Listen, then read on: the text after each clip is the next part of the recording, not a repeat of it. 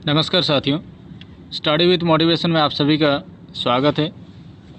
जैसे कि हम लोग NTA UGC नेट पेपर 1 का अध्ययन अभी कर रहे हैं और हम लोग अभी तक पढ़ चुके हैं जो अध्यापक केंद्रित पद्धति जो है उनके काफ़ी सारे विधियों को, प्रणालियों को पढ़ते हुए आ रहे हैं।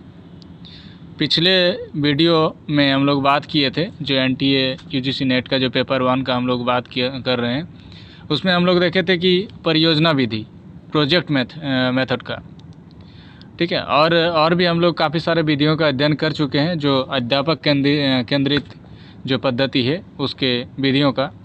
और आज अभी हम लोग बात करने जा रहे हैं और पढ़ने जा रहे हैं कि बेस्टी अध्ययन या प्रकरण अध्ययन, केस स्टडी जिसे हम कहते हैं अंग्रेजी में। तो चलिए शुरू करते हैं। हम लोग इसको जानते हैं कि केस स्टडी क्या है, ठीक है, इसका क्या लाभ है, किस प्रकार ये काम करता है, ये सारी इस विषय पर हम लोग जानेंगे। कह रहे कि इसका मुख्य उद्देश्य कक्षा में छात्रों की सहभागिता को उच्च स्तर पर सुनिश्चित करना होता है।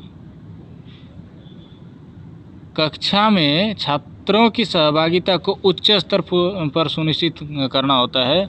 इस विधि में यह विधि उन छात्रों के लिए भी सहायक है। कौन छात्रों के लिए भी? जो सीखने के लिए अभी तक केवल पारंपरिक शिक्षण विधियों पर निर्भर रहे हैं। मतलब जो पहले से जो विधि चली आ रही है, पारंपरिक शिक्षण विधि, उसी पर निर्भर है।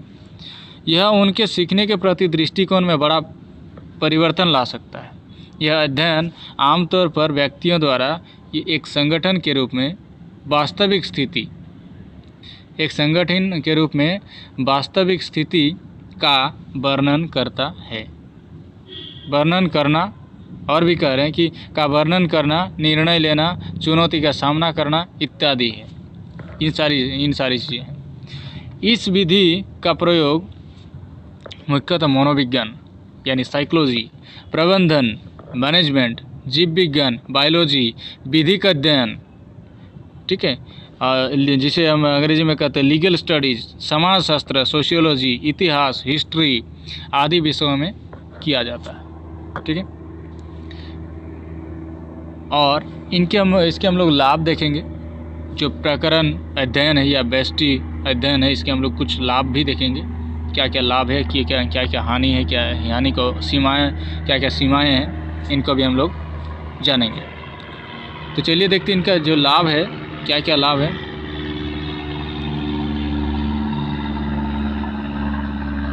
यह विधि भाग लेने वालों को विश्लेषण, गंभीर जांच, मूल्यांकन और तर्क वितर्क को व्यक्त करने का अवसर प्रदान करता है, ठीक है। यह विधि निर्णय लेने और समस्या को सुलझाने की क्षमता को बढ़ाती है, ठीक है। निर्णय लेने और समस्या को सुलझाने की, क्योंकि जिसके पास निर्णय लेने की क्षमता होगी तो उनके पास कुछ बाधाएं भी उत्पन्न नहीं होगी, और उस बाधा को अगर खुद से मतलब दूर करना है तो उसे कुछ समस्या की सामना करना पड़ेगा। उस समस्या को अगर सुलझा लेता तो समस्या सुलझाने की जो क्षमता होती है वो उनके अंदर विकसित हो जाती है, ठीक है। यह छात्रों की सक्रिय सहभागिता को सुनिश्चित करता है, क्योंकि बच्चे के अंदर जो है, विद्यार्थी के अंदर एक्टिवनेस बढ़ाता है, ठीक है, सक्रियता, एक्टिव होकर वो पार्टिसिपेट करता है। कौन सा? बेस्टी अध्ययन में। ये इनका लाभ है, बेनिफिट्स हो। और अभी हम लोग देखेंगे बेस्टी अध्ययन की सीमाएं कौन कौन से। पहला है कि इस विधि को उपयोग में लाने के लिए प्रशिक्षित शिक्षक बहुत कम है। इस विधि को उपयोग में लाने के लिए प्रशिक्षित शिक्षक बहुत कम है। बहुत कम जो टीचर्स होते हैं या जो प्रशिक्षित शिक्षक होते हैं बहुत कम यूज करते हैं इसका। और दूसरी भी सीमाएं क्या है? यह अध्ययन सभी विषयों और स्थितियों के लिए उपयोगी नहीं है।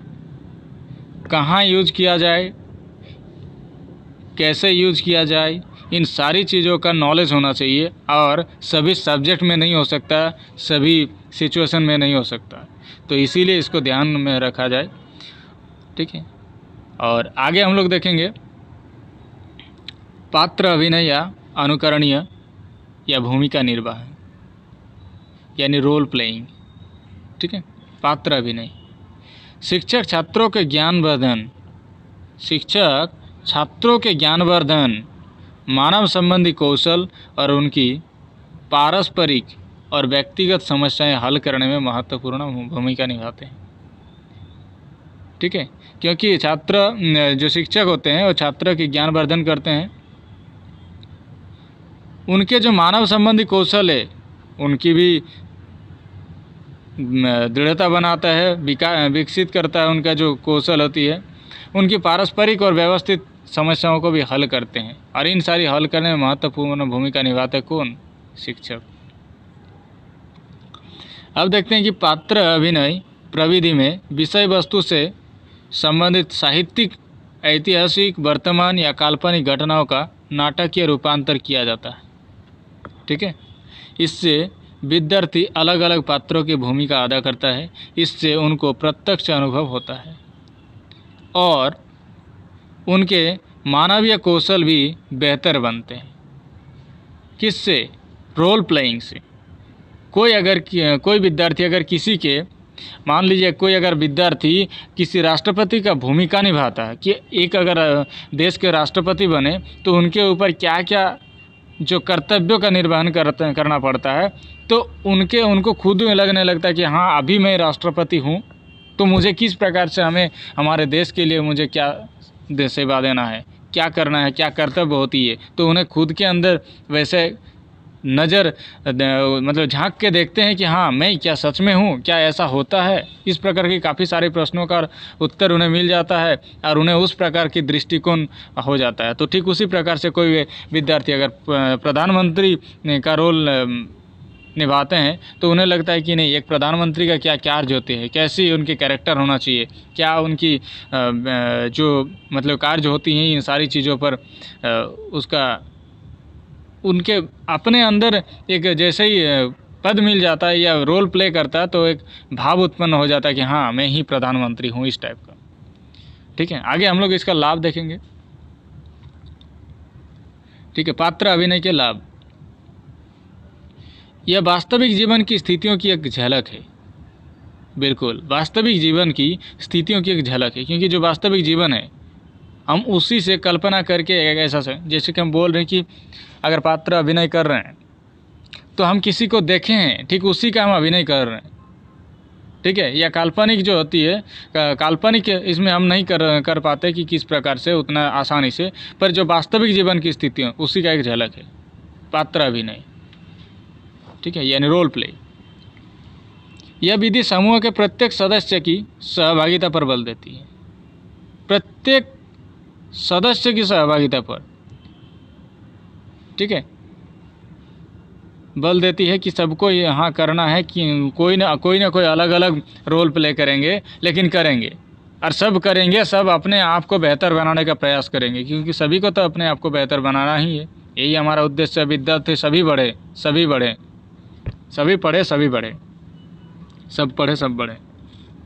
अब देखेंगे हम लोग तीसरा नंबर में, इस विधि में तुरंत प्रतिपुष्टि यानी फीडबैक प्राप्त होती है। ठीक है, कोई भी गलत किया, कुछ एरर जो जहाँ कुछ भी होती है, कहीं भूल गया तो उन्हें फीडबैक दिया जाता है या उनके बाद में दिया जाता है कि हाँ आपको ऐसा, यहाँ पर ऐसा करना चाहिए था, ऐसा करना चाहिए आपको। ठीक है, तो ये सारी जो चीज़ें होती है फीडबैक से उनको पूरा दिमाग में छप जाता है, उनको व्यक्तित्व में छप जाता है कि हाँ हमारा वाकई में हमारा एक प्रधानमंत्री का इस प्रकार की कार्य होती है, एक राष्ट्रपति की इस प्रकार के कार्य करना चाहिए। तो इन सारी चीज़ों का उनके अंदर, अपने अंदर एक ज्ञान, एक अपने अंदर नॉलेज मतलब समा जाता, इन सारी चीज़ों का रोल प्ले करते करते। ठीक है, जैसे अभी हमारे अभिनेता का ही देख लीजिए, जो बॉलीवुड के अभिनेता होते हैं, उनको क्या मतलब उनके अंदर कोई ऐसी ज्ञान नहीं होती, परंतु अगर किसी वैसे व्यक्ति का अगर उन्होंने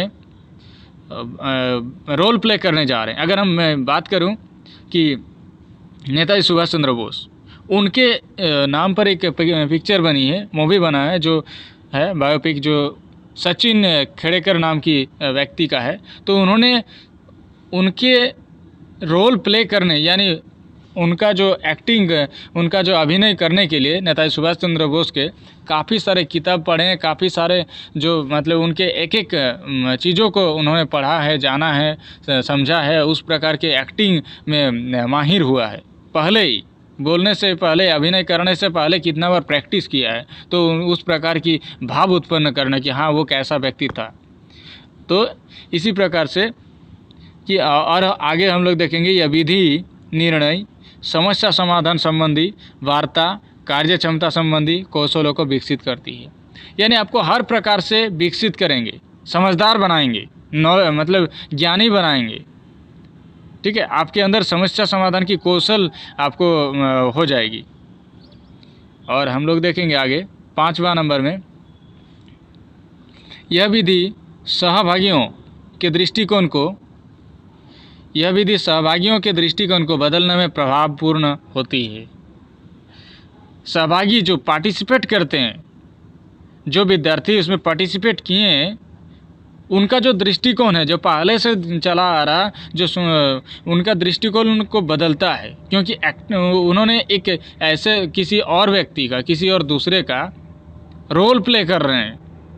तो उन्हें लगता है कि जिस समय रोल प्ले करता है कि मैं नहीं हूँ, मैं कुछ और हूँ, जिसका अभिनय कर रहा हूँ मैं वही हूँ। ठीक है, मैं अगर गांधी जी का अभिनय कर रहा हूँ तो मैं गांधी जी हूँ, उस समय गांधी जी हूँ और कोई कुछ नहीं हूँ, यही होता है। तो ये रोल प्ले का प्रभावपूर्ण होती है।